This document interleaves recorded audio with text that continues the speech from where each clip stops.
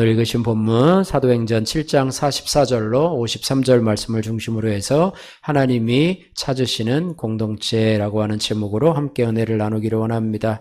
사랑하는 성도 여러분 한 주간 동안 편안하셨습니까?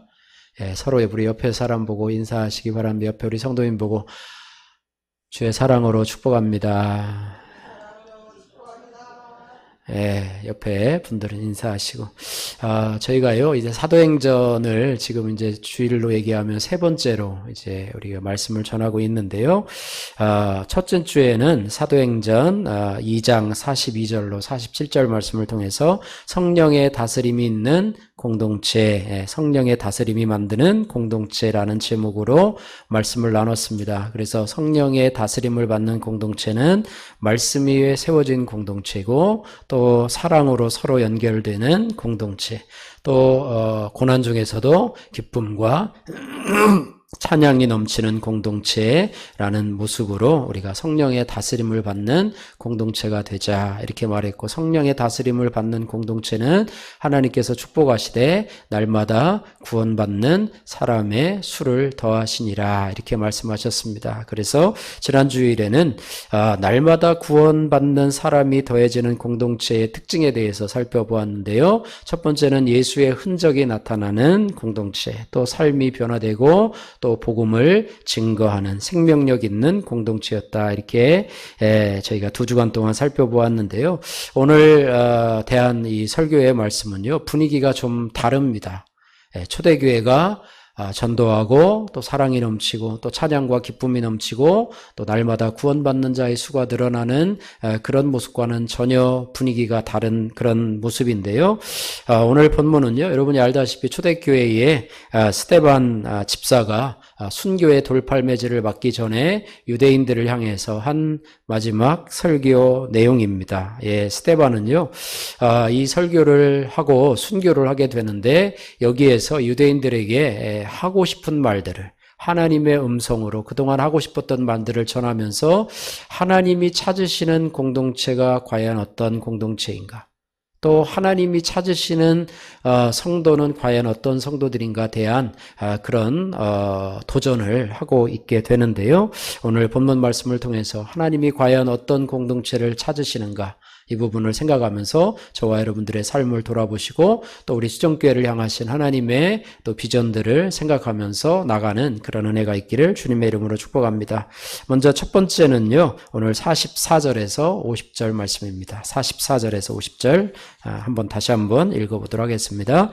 광야에서 우리 조상들에게 증거의 명막이 있었으니 이것은 모세에게 말씀하신 이가 명하사 그가 본 그 양식대로 만들게 하신 것이라. 그것을 받아 하나님이 그들 앞에서 쫓아내신 이방인의 땅을 점령할 때에 여호수아와 함께 가지고 들어가서 다윗 때까지 이르니라. 다윗이 하나님 앞에서 은혜를 받아 야곱의 집을 위하여 하나님의 처소를 준비하게 하여 달라고 하더니 솔로몬이 그를 위하여 집을 지었느니라. 그러나 지극히 높으신 이는 손으로 지은 곳에 계시지 아니하시나니 선지자가 말한 바 주께서 이르시되 하늘은 나의 보좌요 땅은 나의 발등상이니 너희가 나를 위하여 무슨 집을 짓겠으며 나의 안식할 처소가 어디냐. 이 모든 것이 다 내 손으로 지은 것이 아니냐 같으니라. 아멘. 할렐루야. 하나님이 찾으시는 공동체는요, 예수 중심의 공동체라고 하는 것입니다. 예수 중심의 공동체인데요. 오늘 스데반은 오늘 설교를 시작하면서 성막을 이야기하고 또 성전을 이야기하고 있습니다. 이스라엘의 역사를 바라보면서 유대인들이 많이 모여 있는데, 이 유대인들은요, 예수 중심 신앙이기보다는 성전 중심의 신앙을 가진 사람이었어요. 그래서 오늘 말씀을 보시면은요, 이렇게 말합니다. 44절에 보니까 광야에서 우리 조상들에게 뭐가 있었다고요? 증거의 장막이 있었으니. 그래서 모세에게 말씀하신 이가 명하사 그가 본 양식대로 만들게 하셨다. 하나님이 성막을 허락하셔서 그 양식을 모세에게 보여주고 모세가 백성들을 명해서 그 성막을 그 양식대로 만들게 하셨다 이렇게 말해요. 그리고 그것이 언제까지 있었냐면 45절에 보니까 가나안 땅에 가서 이방인의 가나안 땅을 점령할 때 그곳에 가서도 여호수아가 성막을 함께 가지고 갔다 이렇게 말해요. 그래서 성막을 짓고 나서 어디를 건넜어요? 요단강을 건넜지요. 요단강을 건너고 또 요단강을 통해서 각 점령한 지역에 가서 또 성막을 또 치고 또 하나님의 임재를 경험하고 이렇게 했는데요. 그리고 나서 그렇게 했었어요. 그래서 이제는 여호수아 때도 성막이 있었고 또 다윗 왕 때조차도 성막이 있었어요. 그래서 다윗이 자기는 궁전에 거하면서 하나님은 저렇게 성막에 거한다 안타까운 마음을 가지고 하나님 앞에 기도했죠. 저도 하나님의 성전을 좀 짓게 해달라고 이렇게 기도를 했는데 하나님께서는 그 기도를 들어주시지 않았어요. 그리고 다윗 너는 전쟁에서 피를 많이 흘렸기 때문에 너의 아들 솔로몬으로 하여금 성전을 짓게 하겠다. 그래가지고 다윗은 또 그것으로 낙심한 게 아니라 아들 솔로몬이 성막을 짓게 하기 위해서 이제는 그 준비 그 성전을 짓기에 필요한 모든 물건들을 다 정말로 모으는 그런 아름다운 역할을 감당하게 하였습니다. 그래서 이제는 성막 시대에서 성전 시대로 이어지게 되는데요. 오늘 본문 48절에 스데반은 오늘 설교 중에서 이런 말을 합니다. 48절, 49절 50절 말씀인데요. 같이 한번 읽겠습니다. 48절에서 50절. 그러나 지극히 높으신 이는 손으로 지은 곳에 계시지 아니하시나니 선지자가 말한 바 주께서 이르시되 하늘은 나의 보좌요 땅은 나의 발등상이니 너희가 나를 위하여 무슨 집을 짓겠으며 나의 안식할 처소가 어디냐 이 모든 것이 다 내 손으로 지은 것이 아니냐 함과 같으니라. 아멘. 예, 지극히 높으시니 하나님은 손으로 지은 곳에 계시지 아니하시나니 손으로 지은 곳 이것이 뭐를 상징해요? 성전을 상징합니다. 솔로몬 성전을 상징하고 있는데 이 성전 중심의 신앙을 가지고 있었던 유대인들에게는 아주 돌팔매질을 할 만한 아주 충격적인 설교 내용이었다고 하는 것입니다. 그래서 하나님은 그곳에 계시지 아니하신다. 또 49절에 하늘은 나의 보좌여 땅은 나의 발등상이니 너희가 나를 위하여 무슨 집을 짓겠으며 나의 안식할 처소가 아니냐 이 모든 것이 다 내 손으로 지은 것이 아니냐라고 하면서 성전을 탈피하는 하나님을 성전 안으로 가둬두려고 하는 유대인들의 모습 하나님 중심의 신앙이 아니고 성전 중심의 신앙으로 이제는 성전을 우상 삼고자 하는 이런 유대인들의 이 성전 중심의 신앙을 강하게 책망하고 있습니다. 예, 참 성전 중심의 신앙이 뭐냐면은요, 성전 중심의 신앙은 특별히 성전을 하나님이 임재하시는 장소라 이렇게 믿었습니다. 여러분 맞나요? 틀리나요? 성전은 하나님의 임재하는 장소예요? 아니면 아니에요? OX로 얘기하면 O죠. O. 아닌 건 아니죠. 그러나 이것은 성령이 임재하는 그러니까 하나님이 임재하는 장소 성전만이 하나님의 임재하는 장소다. 성전 밖에서는 하나님이 임재하시지 않는다. 이것이 O입니까? X입니까? X잖아요. 그죠? 근데 성전 중심의 신앙은 성전 안에서만 하나님이 임재하신다. 그래서 우리가 하나님을 만나려면 성전을 가야 된다. 이렇게 믿고 있었던 것이죠. 예, 그들에게 성전은요, 모든 삶의 중심이었어요.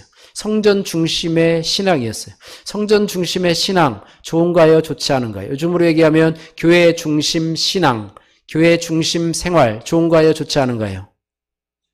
좋죠?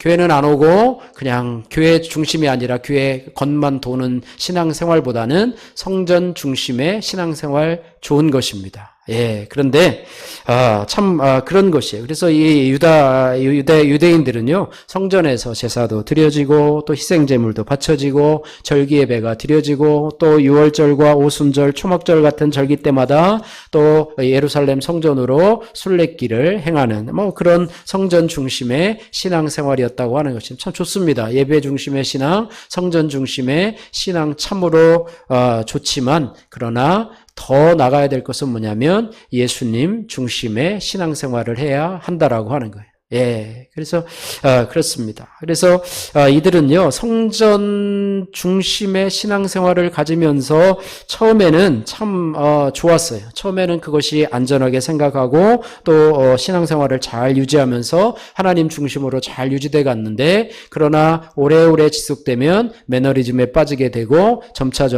그들의 믿음이 무뎌져 가게 되어서 시간이 지나면서 문제가 생겼어요. 처음에는 성전이 하나님의 임재하심을 또 예배하고 제사 드리는 장소 그렇게였지만 시간이 지나면서 신앙이 형식적으로 바뀌게 되었다는 것입니다. 그래서 하나님보다는 성전을 더 의지하게 되고 하나님과의 관계보다는 종교 제도를 붙잡게 되었다. 그래서 아무리 죄를 져도 성전 안에만 가면 안전하다. 제사를 드리면 내가 아무리 죄를 지어도 하나님과의 관계가 괜찮다. 이렇게 생각을 했다는 것입니다. 그래서 성전 중심 신앙, 이들이 가지고 있는 성전 중심 신앙의 결정적인 잘못을 한마디로 얘기하자면 하나님보다는 장소와 형식을 더 중요하게 생각했다는 것이고요. 하나님과의 관계보다는 종교적인 행위로 만족하려는 그런 모습이 보였고요. 순종 없이 제사만 드리면 된다라고 하는 영적 착각에 빠져 있었다라고 하는 것이고, 하나님을 찾기보다는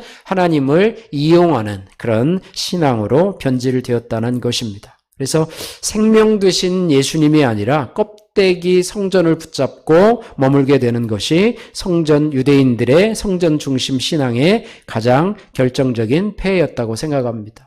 예, 이제 다음 주는 우리가 종려주일이고 또 4월 첫째 주는 부활주일인데요. 예수님이 성전 청결 사건을 통해서 어떻게 말씀하십니까? 예수님께서 성전에 올라가 봤더니 그곳에 장사하는 자들, 매매하는 자들, 비둘기 팔고 소를 원래는 자기들이 끌고 와야 되는데 거기 와서 거래하고 매매하고 대제사장들이 거기서 돈을 더 차익을 남기고 이런 모습을 보면서 예수님이 그 상을 뒤엎으시고 또 이렇게 하시면서 꾸짖으시면서 성전을 강도의 도굴로 만들었도다라고 하면서 이 성전은 뭐라고 그랬습니까? 만민의 기도하는 집인데 왜 너희가 이것을 강도의 구렬로 만들었느냐? 처음에는 좋았는데 나중에는 장사하는 집으로 만들어가지고 거기서 막 돈이 오가고 또 거기서 막 장사하는 사람들이 와서 성전을 더럽히고 뭐 이방인의 뜰에서 뭐 그런 상황들이 벌어지고 있었다라고 하는 것입니다. 그래서 오늘 스데반은 이 설교를 통해서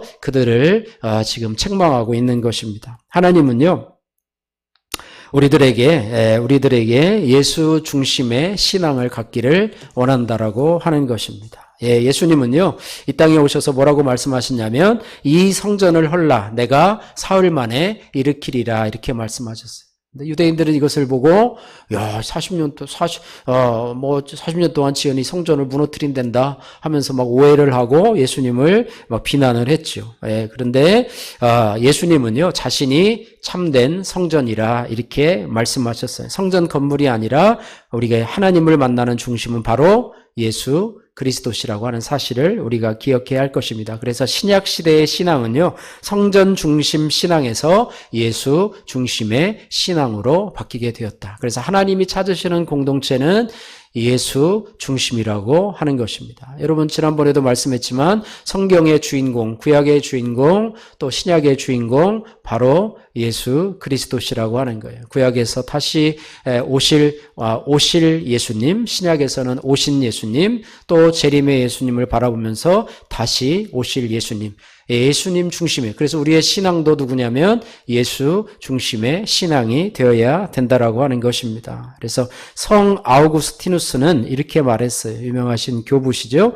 하나님은 장소에 갇히지 않으신다. 하나님을 모실 처소는 건물이 아니라 바로 당신의 마음이다. 이렇게 말하고 있습니다. 그렇다고 예배당을 부인하는 건 아니에요. 여러분 각자가 성전이잖아요. 이곳에 모인 이곳에 하나님의 임재하심이 충만하게 임하는 줄 믿습니다. 여러분 개인이 하나님의 이름으로 여러분 기도하고 말씀 보는 그 현장에도 성령이 임하시고 하나님이 임하시고 또 함께 모여서 예배하는 곳에는 더 충만하게 임하신다라고 하는 사실을 우리가 기억해야 할 것입니다. 그러면 예수 중심의 신앙이 과연 무엇인가? 그냥 예수님을 중심에 모시고 살아가면 되는가?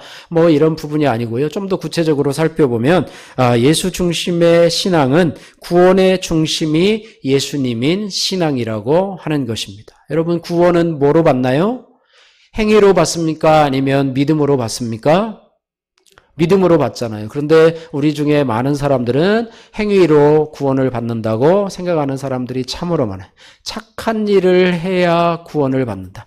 믿음으로도 구원을 받지만 그래도 내가 착한 일을 해야 구원을 받지 않을까 이렇게 생각하는 거예요. 그래서 예수님의 십자가의 은혜 플러스 알파, 그것은 선행이다라고 생각해서 그것이 구원의 어떤 조건이 될 수도 있다라고 생각하는데, 그렇게 생각하면 예수님의 십자가의 은혜가 100% 은혜가 아니라는 거예요. 예수님의 십자가에서 달려진 그 은혜가 온전하지 않다는 거예요. 온전하지 않기 때문에 거기에 내 행위가 첨가되어야 된다라는 것입니다. 구약의 유대인들은요, 행위로 율법을 지켜야지만이 구원을 얻을 수 있다 생각을 했어요. 율법을 다 지킬 수 있는 사람이 있나요?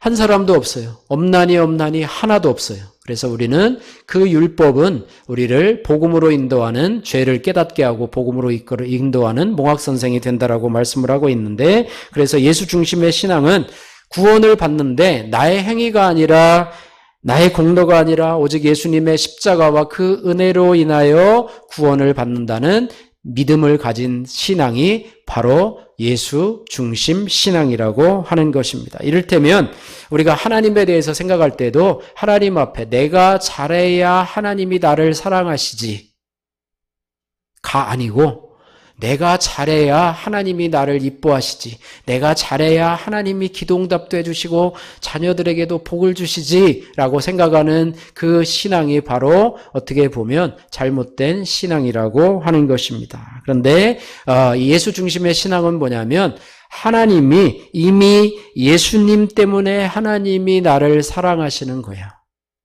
예수님 때문에 하나님이 나를 사랑하시는 거야. 나 때문에 나를 내가 뭔가 잘해서 하나님 앞에 이쁘게 보여서 하나님이 나를 사랑하시는 게 아니라 예수님 은혜로 말미암아 예수님 보시고 나를 사랑하시는 거야. 여러분, 자녀들에게 가장 받고 싶은 대화, 가장 받고 싶은 생일 때 선물이 뭐냐면 현금인가요? 아니면 예쁜 옷인가요? 뭔가요? 예, 그 말 참 좋더라고요. 엄마 아빠가 나의 엄마 아빠여서 너무 좋아해요. 할렐루야. 그 말 너무 좋잖아요. 반대로도 얘기하잖아요.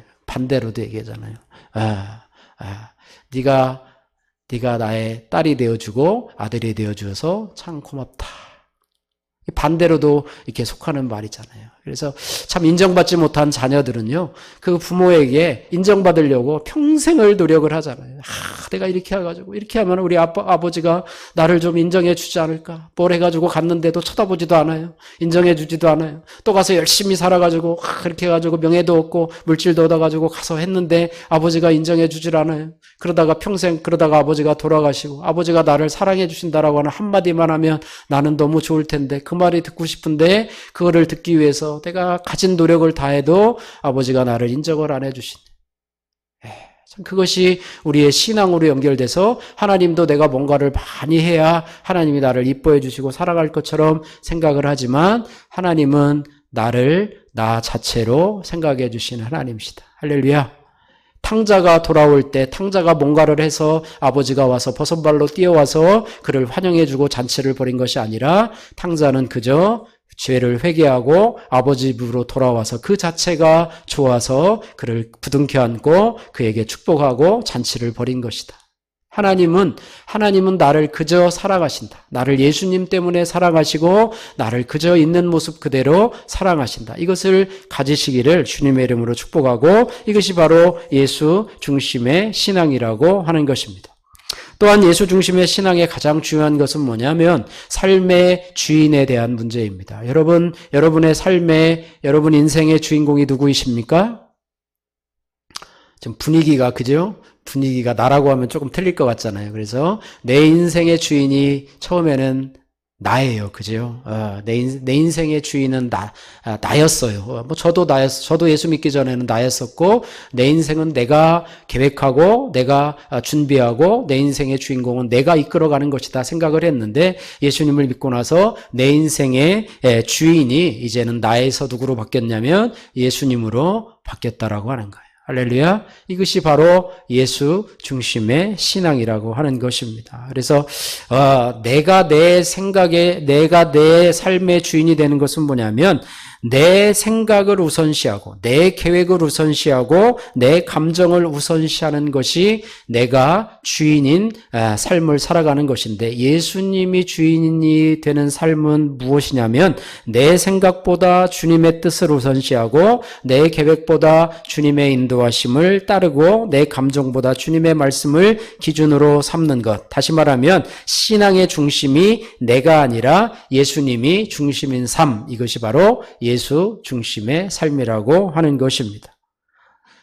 또 하나는요, 하나만 더 말씀드릴게요. 예수 중심의 삶은 뭐냐면 말씀이 중심이 되는, 말씀이 기준이 되는 신앙이 바로 예수 중심의 신앙이라고 하는 것입니다. 그래서 예수님이 왜 그렇게 말씀 중심의 신앙이 왜 예수님 중심의 신앙이냐면, 따라해 보세요. 예수님은 말씀이십니다. 할렐루야. 말씀이 육신이 되어 우리 가운데 거하시는 그 예수님이 말씀이 육신이 되어서 우리 가운데 거하신 분이 바로 예수님이시다. 그래서 말씀은 곧 예수님이시다. 말씀을 붙들고 살아가는 신앙은 곧 예수님을 붙들고 가는 신앙이다. 이렇게 말씀하고 있습니다. 그래서 말씀 중심의 신앙은요, 판단의 기준이 말씀이고 선택의 기준이 말씀이고 가치의 기준이 바로 말씀이라고 하는 것입니다. 할렐루야. 또 한 가지만 더 말씀드릴게요. 2부 때는 조금 시간이 좀 여유가 있어서 1부는요, 9시에 끝나야 돼요. 그래가지고 끝나가다가도 오늘도 하다가 중간에 시간을 그냥 뚝 끊고 그냥 끝냈는데, 왜냐하면 또 이제 차량 운행이 있어서 그랬는데, 예수 중심의 신앙은 이거 꼭 말씀드려야 되는데, 한번 따라해 보세요. 십자가의 삶을 사는 신앙입니다. 예수 중심의 신앙은요, 십자가를 우리가요, 여러분 신앙생활할 때 이 기복신앙이라는 게 있는데요. 기복신앙은 뭐냐면 형통하고 편안함을 바라는 신앙입니다. 형통하고 편안한, 내가 기도하면 응답받아야 되고, 또 우리 자녀들도 잘 돼야 되고, 또 내가 건강해야 되고, 아프면 안 되고, 이런 신앙이 바로 기복신앙이라고 하는 것입니다. 그러나 예수 중심의 신앙은, 그 신앙의 핵심은 뭐냐면 십자가입니다. 십자가 신앙이라고 하는 거예요. 그래서 십자가는요, 편안함이 아니라 십자가의 특징은 뭐냐면 자기 부인과 헌신이라고 하는 거예요. 그래서 예수 중심의 신앙을 가진 사람은 나를 부인하고 나를 내려놓고 헌신하는, 주님을 위해서 또 복음을 위해서 주님의 몸된 교회를 위해서 헌신하는 것이 바로 예수 중심의 신앙이라고 하는 것입니다. 내 삶의 주인이 나라고 그랬는데, 이 신앙은 나를 내려놓고 내 고집도 내 자존심도 좀 내려놓고 복음을 위해서 또 교회를 위해서 손해를 감수하고 주님을 선택하는 삶, 이것이라는 거예요. 그러니까 삶의 목적 자체가 달라요. 나를 위해서 살아가는 삶이 아니라 이제는 누구를 위해서? 나를 위해서 피 흘리신 예수님을 위해서, 그분의 영광을 위해서 살아가는 삶, 또 십자가의 고난과 또 어려움이 있더라도 그것을 감내하며 따라가는 삶. 요즘 사람도 어떻습니까? 조금만 어려워도 예수님을 위해서, 조금만 힘들어도 내려놓는 삶, 또 조금만 해도 나는 이제 신앙생활 안 할 거야 라고 하는 그런 모습을 갖게 됩니다. 큰 교회들이 제가 대형교회 부목사로 있을 때에도 그때도 벌써 몇 년 전입니까? 제가 여기에 온 지가 벌써 15년인데 한 20년 전에도 어떤 일이 있었냐면, 교회 점심을 하는데 성도들이 봉사할 사람이 없어요. 봉사할 사람이 없어가지고 이제는 아르바이트 아주머님들이 오셔서 식사 봉사를 해요. 성도들은 우아하게 옷 입고 와서 우아하고 고상하게 예배드리고 그냥 목사님 인사하고 밥 먹고 가기를 원하는데, 거기 가서 또 옷 벗고 또 뭐예요? 또 옷을 갈아입고 또 꾸질꾸질하게 거기서 또 뭐 하고 이런 거를 싫어해요. 그러다가 전부 나중에는 외주로 바뀌었고, 나중에는 어떤 교회는 식당이 폐쇄되고 주변 식당에 가서 드시고 오세요. 뭐 이런 경우도 있고 그렇습니다. 이렇게 전부 다요 편안함을 유지하는 그런 삶이 되어 버렸다고 하는 거예요. 그래서 하나님이 찾으시는 공동체는 바로 예수 중심의 신앙을 가진 자다. 그래서 복음의 중심이 바로 예수님이시라는 사실이에요. 예수님이시라는 사실. 예수님의 공로로 우리가 구원을 얻고 나의 삶의 주인이 바로 예수님이시고 말씀이 기준이 되며 십자가의 삶을 살아가는 삶이 바로 예수님의 복음을 전하는 삶이고 그런 공동체를 그런 성도를 하나님이 찾으신다라고 하는 사실을 우리가 기억해야 할 것입니다. 그래서 두 번째는 오늘 51절에서 52절 말씀입니다. 51절, 52절 두 절 같이 한번 읽겠습니다. 목이 곧고 마음과 귀에 할례를 받지 못한 사람들아 너희도 너희 조상과 같이 항상 성령을 거스르는도다. 너희 조상들이 선지자들 중에 누구를 받게 하지 아니하였느냐? 의인이 오시리라 예고한 자들을 그들이 죽였고 이제 너희는 그 의인을 잡아준 자요 살인한 자가 되나니. 아멘. 하나님의 찾으시는 공동체는 한번 따라해 보세요. 성령의 음성에 순종하는 공동체입니다. 예, 성령의 음성에 순종하는 공동체인데 오늘 이 스데반의 설교를 듣는 이 유대인들의 공동체는 그들 공동체를 한마디로 뭐라고 그러냐면 51절 말씀해 보니까 목이 곧고 마음과 귀에 할례를 받지 못한 사람들아 라고 이야기를 합니다. 예, 목이 곧고 마음과 귀에 할례를 받지 못한 사람들아 라고 이렇게 표현을 하는데 이 말은 한마디로 얘기하면 너희는 고집불통이라는 거예요. 고집이 너무 세다. 예, 저도 고집이 있는데 여러분도 고집 좀 있으시죠? 고집 없는 사람이 없으시죠? 예, 고집 있잖아요. 다들 고집이 있어요. 고집 없으면 죽은 사람이나 마찬가지인데, 예, 저도 고집이 좀 세고, 여러분도 나름대로 고집이 있는데, 오늘 유대인들은요, 고집이 센, 고집불통의 사람이라, 목이 곧고 마음과 귀에 할례를 받지 못한 인간들이라, 이렇게 이야기를 하는데, 고집이 센 사람들의 특징이 하나님의 말씀을 듣지 못하고 성령의 음성을 듣지 못합니다. 왜요? 성령의 음성을 자기 고집으로 재단해 버리기 때문이라고 하는 것입니다. 그래서 여기 보니까 51절에도 뭐라고 그래요? 목이 곧고 마음과 귀에 할례를 받지 못한 사람들아 너희도 너희 조상과 같이 항상 따라해보세요. 항상 성령을 거스르는도다. 예, 가끔씩도 아니고 어떻게 해요? 항상 성령을 거스르는도다. 거스르다라는 헬라어 이 표현은요, 저항하다, 대항하다라는 그런 표현입니다. 그래서 너희도 그렇고 너희 조상들도 그렇고 성령의 역사에 계속 저항한 세대이다. 이렇게 표현을 합니다. 예, 그들은 어떻게 했습니까?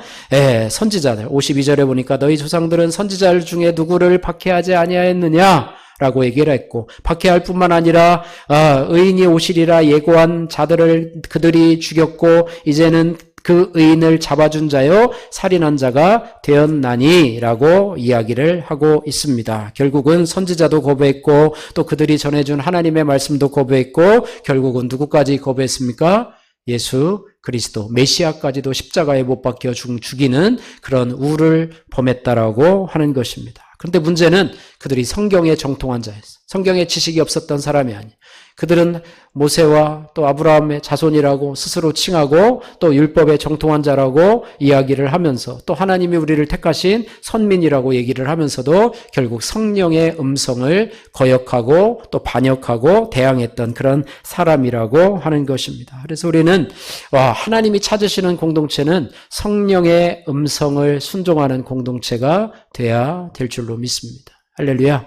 저와 여러분들이 성령의 음성 여러분 꼭 듣고 또 듣는 것에만 그치는 것이 아니라 순종하는 그런 은혜가 있어야 될 줄로 믿습니다. 우리가 성령의 음성을 들으려면 어떻게 해야 되는가 이 부분에 대해서 우리가 생각을 해보면 성령의 음성을 들으려면 우리가 어떻게 되는가 성령은요 말씀을 통해서 들려집니다. 성령의 음성은 말씀을 통해서 들려집니다. 성령님은요 이미 주신 말씀을 깨닫고 적용하게 하시는 분이세요. 그래서 성령은 꼭 뭐를 통해서 역사하세요? 말씀을 통해서 역사하세요. 막 성령의 음성이 막 신비주의적으로 들리고 막 자다가 환상이 보이고 막 이런 신비주의적인 것이 아니라 말씀을 통해서 성령이 역사하고 그 음성이 들리는 것이 지극히 정상적인 것이라고 하는 사실을 여러분 꼭 기억하시기를 바랍니다. 그래서 설교가요, 여러분 성령의 음성을 듣는 공동체는 하나님의 말씀 또 설교를 들을 때 설교를 그냥 단순한 지식 전달의 도구로만 듣는 것이 아니라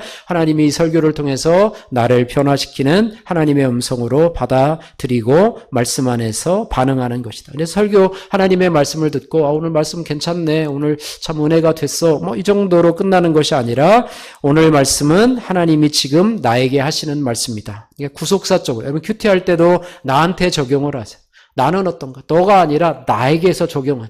나는 어떤가? 내 죄를 보고 또 나의 어떤 완악함을 보고 나의 구원을 위해서 하나님이 일하셨구나. 나를 구원하시기 위해서 하나님이 이렇게 수고 많이 하셨구나라고 하는 나를 바라보는 관점으로 살아가는 것이 바로 하나님의 성령의 음성을 듣는 것이다. 이렇게 말씀하고 있습니다. 그래서 우리가요, 하나님이 말씀하시면 우리가 순종합니다라고 하는 말씀하시면 순종합니다 라고 하는 자세가 바로 이 성령의 음성을 듣는 공동체이고 또 성령의 음성을 듣는 공동체는 깨달은 말씀을 즉시 삶에 적용을 하되 불편하고 손해가 있어도 순종하는 것이다. 이렇게 말해요. 여러분의 경험을 통해서요, 말씀에 자꾸 성령의 음성이 들릴 때 여러분 순종하면 하나님의 성령의 음성은 자꾸 우리에게 더 명확하게 들려옵니다. 그러지만 자꾸 불순종해요. 한번 얘기했는데 또 안 해요. 한번 얘기했는데 또 안 해요. 그러면 성령의 음성이 점점 더 강해질까요? 아니면 점점 더 희미해질까요? 희미해져요. 성령이 말씀해도 여러분도 그렇잖아요. 누구한테 뭔가 부탁을 했는데 안 해. 또 했는데 안 해. 그러면 저 사람한테는 부탁하면 안 되겠구나. 까먹고 관심이 없구나. 근데 어떤 사람은 그것을 부탁을 하면 머릿속에 잘 기억을 해놨다가 그것을 잘 챙겨서 주는 사람이 있어. 성령도 마찬가지. 인격이시라. 성령님이 우리에게 음성을 들려주실 때 듣고 안 해요. 불순종해요. 그리고 또 불순종해요. 그런 것이 아니에요. 그래서 하나님이 찾으시는 공동체는 성령이 말씀하실 때 순종하는 공동체. 여러분 힘들어도요, 작은 것 하나부터 여러분 순종하시는 한 걸음 한 걸음이 되죠. 거창한 것 여러분 순종하시고 막 아프리카 선교사로 나간다고 뭐 순종하는 게 아니라 여러분 작은 것 하나 순종하시고. 할렐루야. 예, 우리가 이번에 이제 우리 필리핀 선교사님 한다고 이제 제가 여러 군데 이제 말씀을 이렇게 카톡으로 이제 문자를 보냈는데 벌써 여러분들 저는 뭐 대부분 다 응답하리라고 생각은 안 해요. 그 중에 몇 사람이라도 순종하는 것을 원하시고 그 순종은 누가 하냐? 제가 뭐 문자를 잘 기록을 했기 때문에 문장을 잘 기록해서 감동돼서 그러는 게 아니라 성령께서 감동시키면 감동시키는 자에게 하나님이 은혜를 베푸신다고 말씀하는 거예요. 예, 이게 그러니까 재밌어요. 이렇게 하고 도대체 누가 반응하며 순종할까? 예, 오늘 일부 예배에 오셨던 우리 성도님, 형제님이라고 그러죠. 직분이 없으니까. 그분도 오늘 자기가 그거 목사님 지난번에 그 카톡으로 보내셨잖아요. 그러고서 자기가 오늘 옷을 챙겨갖고 다 빨아가지고 옷을 갖고 왔고 또 봉투에다가 성경금도 담으셨고 또 어디서는 20만 원, 또 어디서는 10만 원 오고 저희도 어저께 또 집을 뒤지다가 또 좀 챙겨오고 또 앞으로도 더 챙겨오고 이렇게 해서 하나님 기뻐하시는 일이 하나님의 성령의 음성이라면 그에 대해서 내가 전혀 움직이지 않는 것이 아니라 조금이라도 반응을 보이는 것, 이것이 바로 성령의 음성에 순종하는 하나님이 찾으시는 성도요, 하나님이 찾으시는 공동체라고 하는 사실을 우리가 기억해야 할 것입니다. 자, 세 번째로요. 오늘 마지막 53절 말씀 같이 한번 읽겠습니다. 너희는 천사가 전한 율법을 받고도 지키지 아니하였도다 하니라. 예. 하나님의 찾으시는 공동체에서 오늘 53절 말씀에 너희는 천사가 전한 율법을 받고도 어떻게 한다고요? 지키지 아니하였도다 라고 말씀하고 있습니다. 유대인들에게는 뭐가 있었냐면 율법이 있었어요. 하나님의 말씀을 받은 민족이라고 하는 큰 자부심도 있었고 성전도 있었고 제사도 있었고 종교 전통도 있었습니다. 그런데 스데반은 그들에게 말합니다. 너희는 율법을 가지고 있지만 그 율법을 지키지 않았다라고 말씀하고 있습니다. 이것은 단순히 몇 가지 규칙을 어겼다는 뜻이 아니고요. 율법의 본래 목적을 잃어버렸다고 하는 거예요. 율법의 여러분 목적이 뭡니까? 율법 중에서 첫째 되는 계명이 무엇입니까? 서기관이 와서 질문하는데 예수님이 뭐라고 말씀하시죠? 첫째는 하나님을 사랑하되, 지난주 큐티 했었죠. 그죠? 내 몸을 다하고 힘을 다하고 목숨을 다하고 생명을 다하고 뜻을 다하고 너희 하나님을 사랑하고, 둘째는 이것이니 너희 이웃을 내 자신과 같이, 내 몸과 같이 사랑하라 하신 것이니 이것이 율법의 핵심입니다. 그러니까 율법의 목적은 하나님 사랑이고 이웃 사랑이에요. 그러니까 하나님 사랑이 최고의 사랑이고 그 하나님 사랑이 흘러넘쳐서 이웃 사랑으로 흘러가는 것이 온전한 그런 율법의 정신이라고 하는 것이고, 그 율법의 완성이 누구시냐? 바로 예수 그리스도시라고 하는 것입니다. 그런데 그들은 율법의 완성되신 예수 그리스도를 십자가에 못 박혀 죽게 만들었습니다. 유대인들은 율법을 왜 만들었냐면 율법을 통해서 구원받으려는 것이 아니라 율법을 통해서 죄를 깨닫고 하나님께로 나아가라고 그랬는데, 유대인들은 율법을 통해서 하나님 앞에 나가지 않고 율법을 통해서 오히려 사람들을 판단하고 정죄하는 그것. 그래서 율법을 통해서 사람을 살리는 역할을 하지 않고 사람을 정죄하고 죽이는 그런 종교적 무기로 삼았다라고 하는 것이, 이런 것을 책망하고 있습니다. 그들은 율법은 있었지만 복음이 없었어요.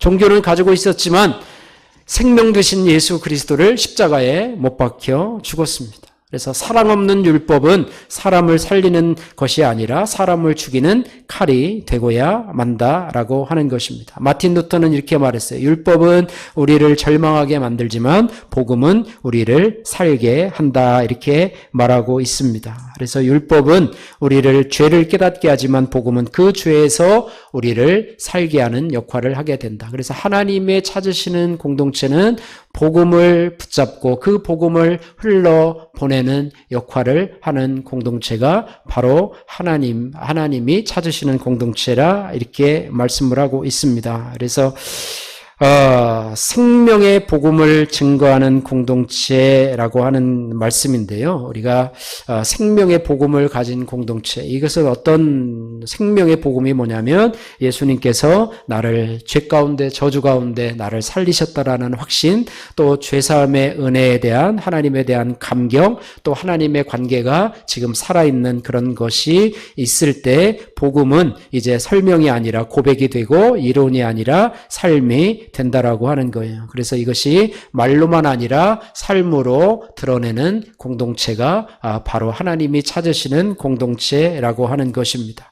거창한 것이 아니라 용서하지 못할 상황에서도 용서할 수 있고, 나누기 어려운 상황에서도 나누고, 손해를 감수하면서도 사랑을 선택하게 되는데, 세상 사람들은 이런 모습을 보면서 왜 저 사람들은 저렇게 우리와 다르게 살아가나? 미워하면 되고, 나를 싫어하는 사람은 안 만나면 되고, 나에게 피해를 입히는 사람은 관계를 끊으면 되는데 저들은 왜 저렇게 하나?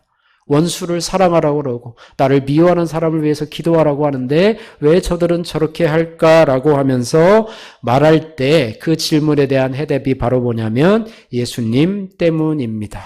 예수님 때문입니다라고 하는 그런 공동체와 개인을 찾으신다라고 하는 거예요. 그래서 복음이 생명이 되면은요, 전도는 부담이 아니라 그냥 흘러나오는 결과라고 하는 것입니다. 그래서 억지로 프로그램 때문에 전도하는 것이 아니라 일상 속에서, 관계 속에서, 삶의 자리에서 한번 따라해보세요. 자연스럽게 복음이 전해집니다. 할렐루야.